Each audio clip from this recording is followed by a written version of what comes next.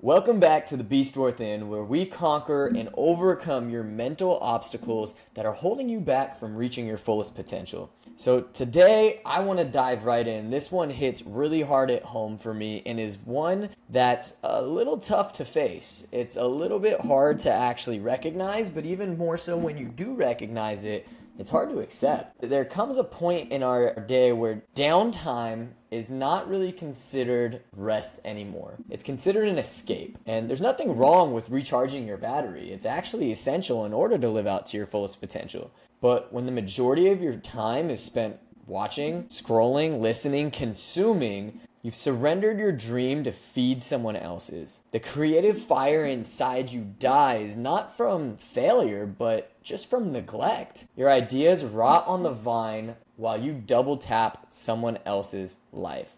And what do I mean by that? Is you spend your time watching somebody else rise to the top while you stay stagnant.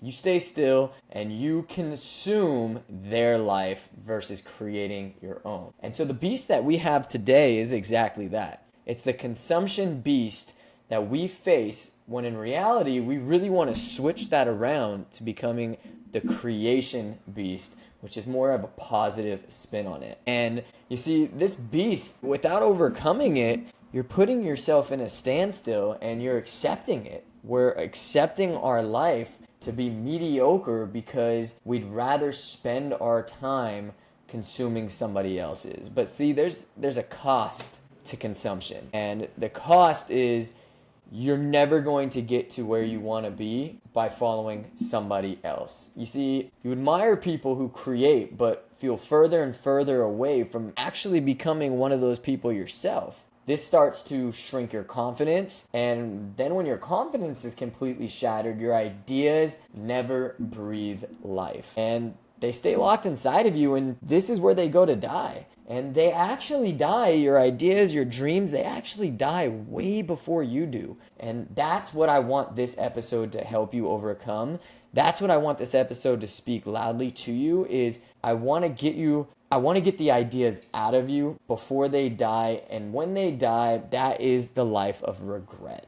Because you see, they do die before you do. And then you're stuck in a life that you ultimately did not sign up for, a life that you did not want. So we are here to break free from that. And we're going to do that with this quote. And I hope this one hits you as hard as it hit me.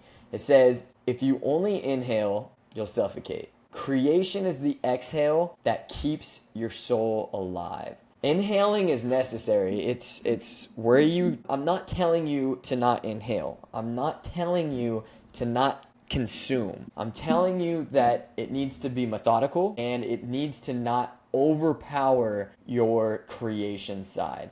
Because inhaling, it's where you gather your knowledge, your inspiration, your vision. But if you stop there, guess what? The whole system collapses. Because all you do is you take a deep breath in, you inhale knowledge, and then it just stays all within you until it eventually suffocates. Because without exhaling, which is expressing yourself, building, sharing, and doing, creating is the release. It's the flow. It's what keeps your soul alive and your dreams moving forward. So yes, by all means, please consume, but in moderation and with intent. You see, consumption can be a positive thing if done with intent, but so many of us do it for entertainment purposes. So many of us do it to block the negative things that are going on in our lives. So many of us do it to replace the time that we have on our schedule to tell ourselves, I'm too busy, I have too much going on. In reality, what is that actually looking like? Where is your time actually going? And most of the people, whenever you're consuming, it is not in the right light. It's in a positive. We need to switch it more to a positive. So again, creation is your soul's breath, and consumption is the inhale. Without the create, you don't just stall, you suffocate. And you were built to release what's inside of you. And that's why I want this podcast to be your propeller, to be your volume button, to speak to you, to let you know that what's inside of you needs to come out.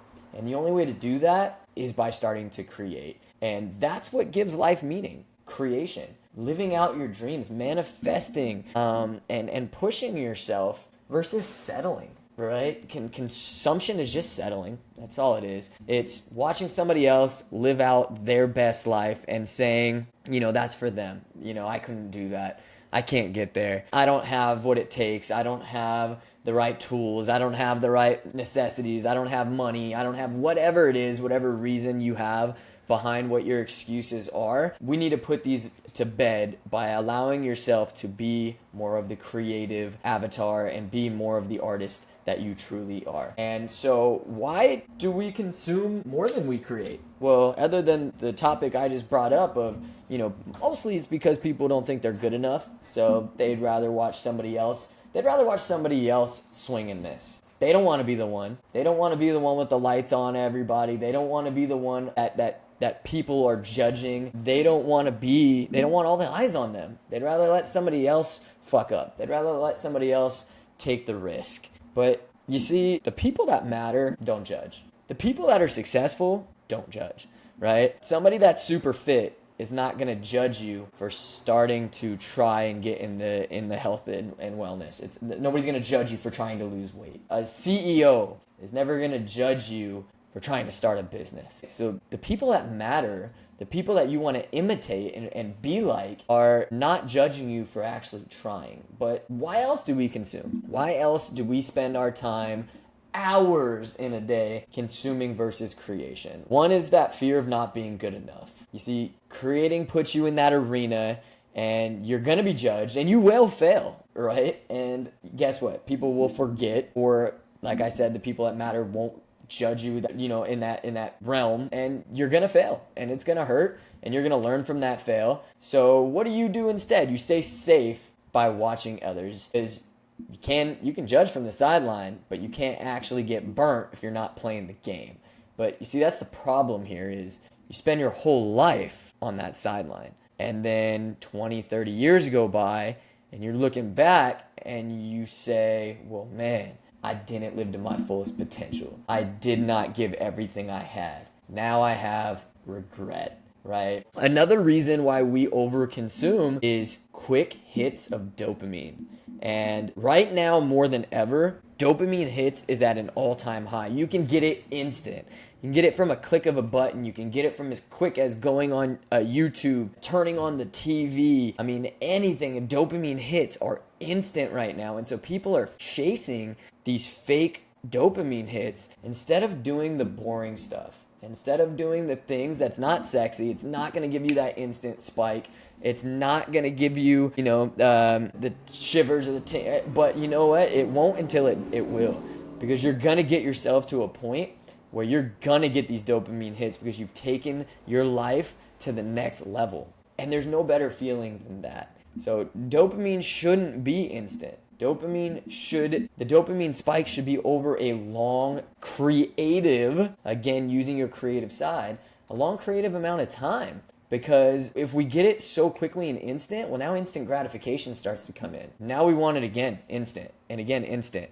Well, good things don't come instantly. In anything, in finance, in health, in business, relationships, dopamine hits instant. What is actually crumbling us and why we spend way too much consuming versus creating. Another one is perfectionism. This one got me hard. I talked about this at the beginning of this podcast. This one put me in a state of paralysis. I did not act on trying to start this podcast, and it took years to get off the ground. And it's because I was a perfectionist. What would I do? Well, I would watch others. I would consume other people's material, and I would say, well, I don't have their camera. I can't do it. I don't have their lighting. I don't have the degree that they have yet.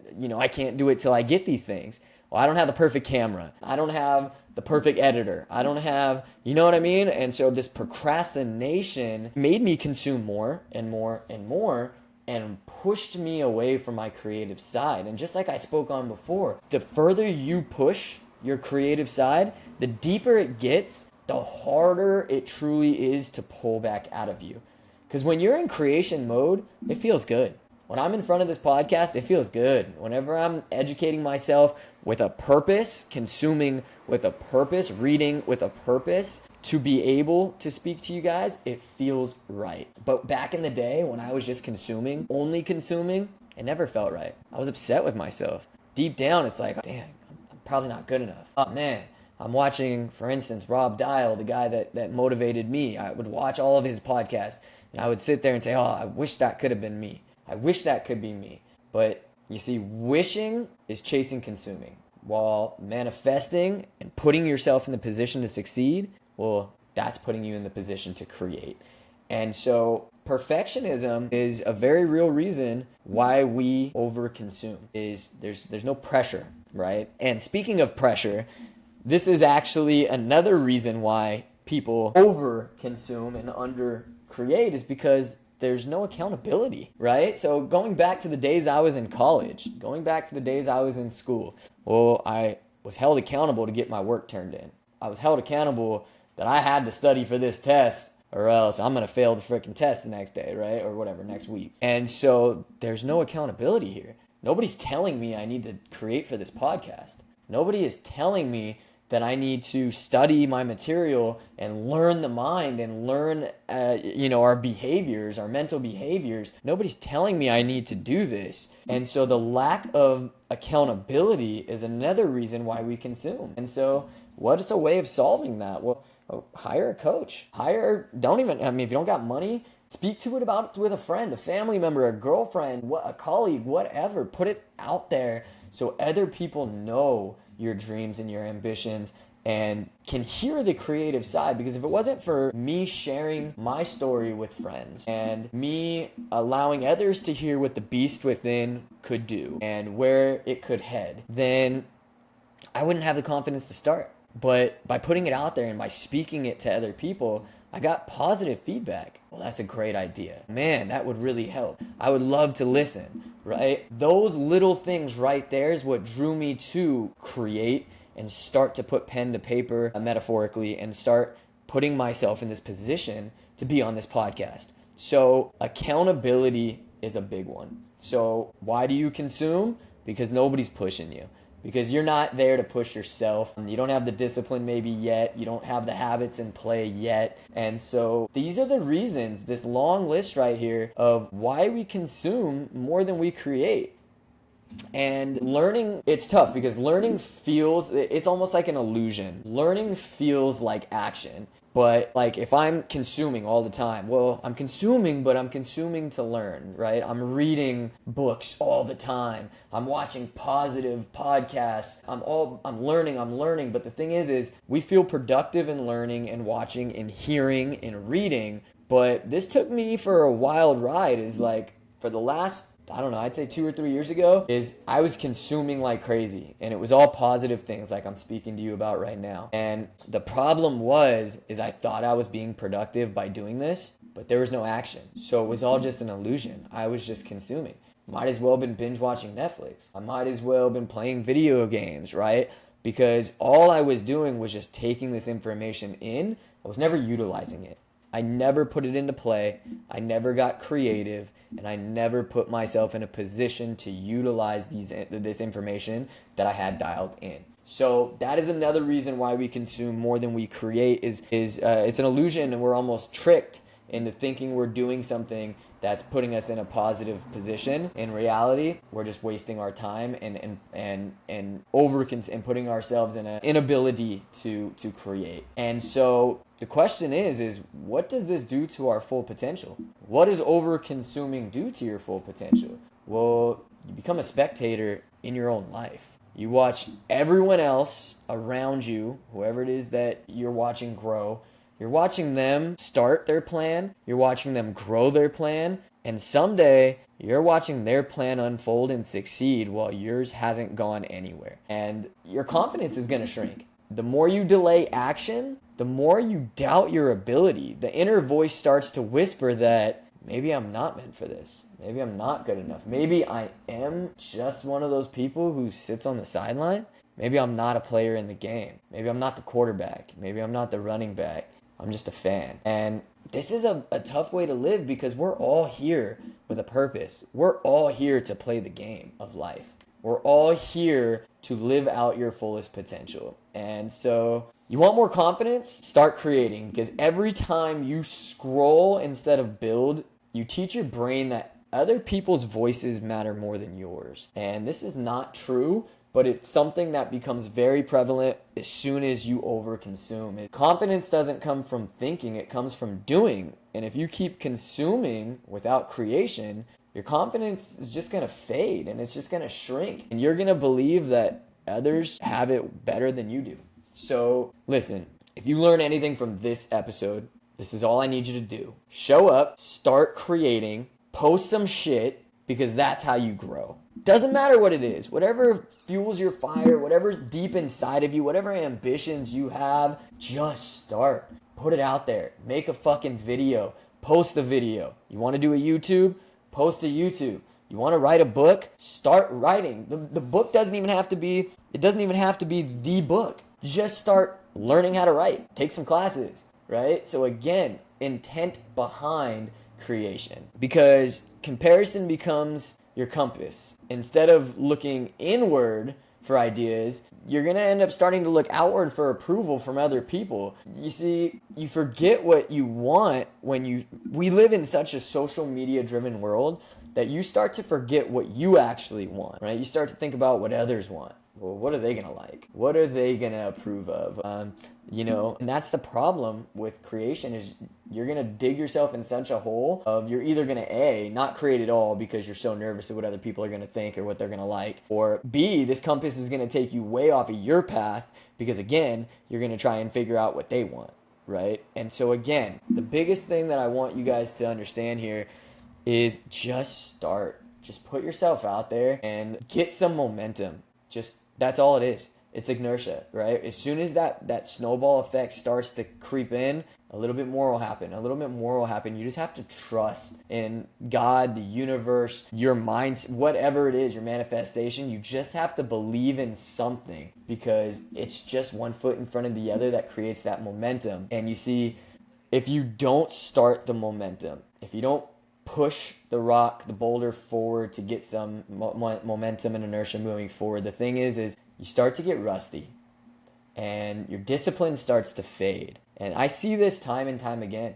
I see so many people go through 10, 15, 20 years of their life, and over time your dreams feel further and further away, and you hesitate a little bit more doubt creeps in, and you stop trusting yourself completely. Your voice, your vision is no longer there. It's gone.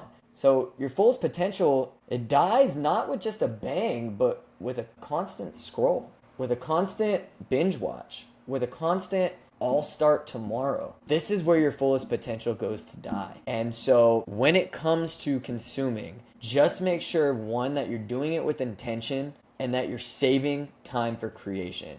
Because again, when you are over consuming, you think you're relaxing, but really you're rotting in stillness. You think you're learning, but really, you're just hiding. And worst of all, someone else is out there living the dreams that you set for yourself, but now somebody else is living that dream. And you're going to sit on the sideline and watch it as it unfolds. So how are we going to make this not happen? Okay, so there was a lot of negativity on what consuming is. How are we going to do more creation? Well, here are some tools that is going to get you there. And the first one is set creation boundaries. Give yourself a window each day for focused time. And I don't care how much time that is. I'm not asking you to spend 4 hours creating, right? Start small, just like anything. Just start. 20 minutes a day, right? I mean, that's all it's going to take. So what I want you to do for this first tool is I want you to find your golden hour. What is a golden hour, Aaron? Well, your golden hour is an hour of the day you have the most energy, the most ability to be able to create. Because the thing is, I would say most golden hours are in the morning, because you don't have the stress of life of the day on you just yet. You don't have things unfold. Our lives get hectic, they get busy. So you don't have anything unfolding yet. So a lot of people, the golden hour is the morning. If you're not a morning person, that's totally fine. It's not about the hour of day. It's just about when can you fit something in without distraction. And so find your golden hour and spend 20 minutes creating.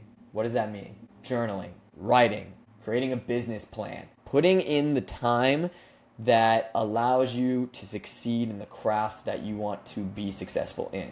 You see, because by doing this, it primes your brain for productivity, right? It's going to put you in a place of productivity because now you have some inertia, some momentum, right? As we were talking about before. So again, find your golden hour, and by hour, doesn't have to be an hour, any time that you have to put to the side, and utilize that time. But make sure that this is religious, right? There's no talking yourself out of this, right? Sign the dotted line that you're going to spend this time, right? There's no negotiation that you're going to quit on this golden hour. This time is designed for you to build and for you to become an overall more successful person in the craft that you're looking for. So again, don't need to be a morning person. You just need to guard your best hour like your dreams depend on it, because guess what? They do. And so the next tool is the 80-20 rule. And I can guarantee you, most of the people listening to this podcast, maybe not listening because you guys are probably a little bit more ambitious and after your goals, but most people, the 80-20 rule is flipped the wrong way. Most people spend 80% of their time consuming, 20% creating. 20% of your day creating, and yet you want your goals and your ambition, like you want to succeed. You think you're going to succeed off of 20%? It's mind-boggling. And so we need to flip this backwards. You see, it needs to be 80% creation, 20% consuming. Yes, if you want to spend a little bit of time watching your favorite Netflix show for an hour, great, 20%, right? You want to spend a little bit of downtime playing a video game, cool, 20%. The problem is when this becomes the 80%, you're dead. You're dead in the water.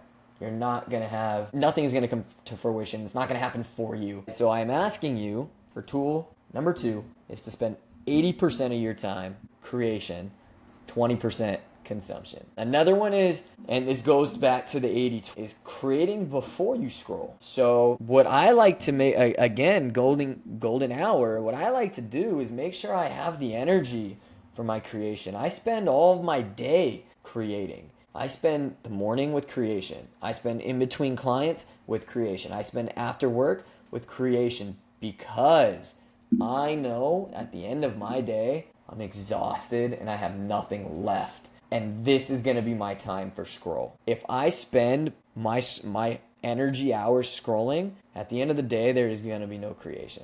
I'm going to be burnt out. My day is done, you see? So create before you scroll. And now there's no negotiation. There is no fight at the end of your day of, oh, I have too much going on. I have this. I'm too tired. I have whatever it may be. You see, your creation should earn your consumption, not the other way around.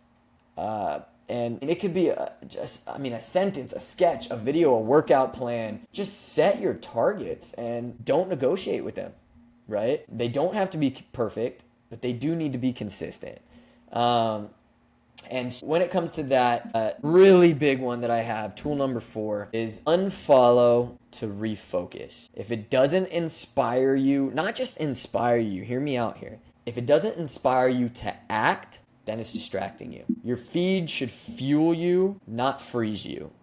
And so when you are scrolling, even during those downtimes, 20 minutes, follow people that are motivating. Follow people that inspire you. Follow people who you want to emulate. Follow people who you feel that it can take you down the path that you want to go. Because if you're consuming content on people who are a million light years ahead of you and it's only going to bring you down, it's only going to make you feel poorly about yourself, then again, we're just stuck in this consumption, on this consumption hamster wheel. And you're just going round and round on this hamster wheel, and you're never going to get off. And again, use the people that you follow as a tool to create and not a loss of consumption.